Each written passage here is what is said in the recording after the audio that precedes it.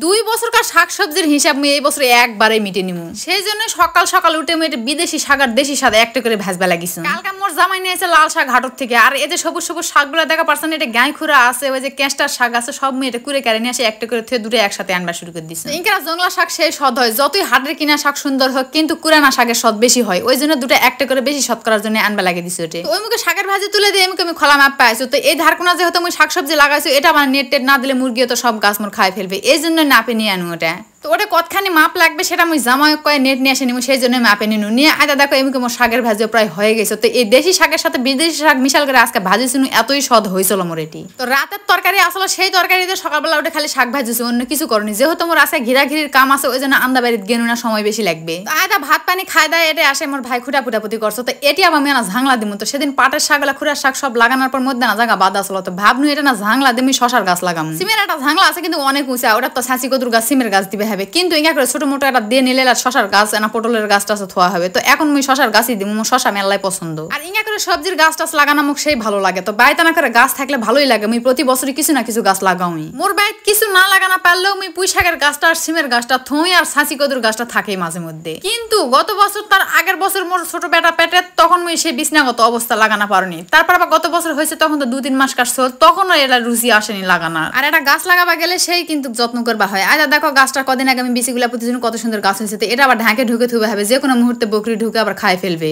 গায়ের বাইরে গাছ তোলা কিন্তু সেই কষ্টকর, দেখে শুনে লাগে দিয়ে থুবে হবে, ঘিরাঘিরি থাকা অবস্থায় অনেক সময় বকরি আসে খাই ফেলে। আয়দা মোর জামাই আবার একটা ঝালের গাছ নিয়েছে হাটর থেকে, 2টা ঝাল ধরা আছে কেকড়া কেকড়া, কিন্তু ঝালের গাছটা দেখে মনে হলো বুড়া, কিন্তু না ওই টবত দেওয়া আছে দেখে বুড়া হয়েছে, লাগালে আপনি তাজা হয়। এটা মোর পুঁই শাকের গাছ সিমের গাছ বড় হয়ে গেছে। তো ভাবনি এই গাছগুলা তুলে নিয়ে যায় বেড়া লাগামো, ঝাংলা যেহেতু দেওয়া হয়েছে ঘিরাও হয়েছে, তো পুঁই শাকের গাছটা ওই থাক তুলে দিমু, আর ওই সিমের গাছটা নিয়ে যায় বেড়া লাগামো। তো গাছ গাছালি লাগবা গেলে কিন্তু মেলাই কষ্ট করবা হয়। আয়দা নেট দরিয়েলা নিয়ে যাচ্ছে, আবার ঘিরে দিবে হবে আমাকে নেট দিয়ে। খোলার সারা সাও তো ওটা গুনার তার দিয়ে ঘিরাই আছে, কিন্তু এনে যেনা তুমি শাকসবজি লাগাইছো সেনা আবার যদি নেট দিয়ে না ঘিরে, তো এই ছাওয়ালি মুরগিগুলা যায় সব মোর মাটি হাঁসড়ে হুঁচড়ে শাক সব খাই ফেলবে। আবার বাইত বকরির বাচ্চা টাচ্চাও আছে, সেলাও যায় এটা উপদ্রব করবে। তো ইনকা করে মুই যদি নেট দিয়ে ঘিরে দাও তাহলে কিন্তু এ যা আমার সেফটি থাকবে, এই জন্য আবার এনা নতুন করে ঘিরেছো আজকে। তো আয়দা সাথে মোর ভাই লাগে পারে এটা ঘিরে দেছো, তো আমি খুঁটা খাটি সব পুঁতে দেছো, তুমি আবার সাতানা খাটি ধরে ধরে বাঁধে টানতে দেছো। তো এটাও আমি নেট মাপনু সেই সুন্দর করে মাপতে মাপতে আবার দেখছো শেষে যায় শর্ট পড়ছে। তো যাই হোক কেন করে মাপনু না কি করনু, কিন্তু আমি ভালোই মাপিছি না, দূর থেকে ঘিরবে লাগিছে আসে দেখছো, এই জন্য নেট বেশি লাগিছে। তুমি এটা মাপ দিছো যে থেকে তার আবার 2 হাত জায়গাতে সরে দিছে, আবার ওটা গোবরের পালা সুদ্দারে ঘিরে দিবা গেছে এটি। তো এটা আসা আবার বেশি লাগিছে, এই জন্য আবার ইঙ্গা করে এটা বাঁশ দিয়ে বেড়া আসলো, সেই বেড়াটা লাগিয়ে দিছো আর ওতে নেট দেওয়া হলো। তো আমার খোঁটা খাটি পোতা শেষ, এখন নেটটা আমরা তুলে দিব, দিলে আমার কাম হয়ে যাবে। তো আয়দা দেখো সুন্দর করে আমরা এটা নেটটা এখন ঘিরে দিব, দিলে মোর জায়গাটাকে টনটাইট হয়ে যাবে, আর মুরগি ঢুকার ভয় নাই। তবে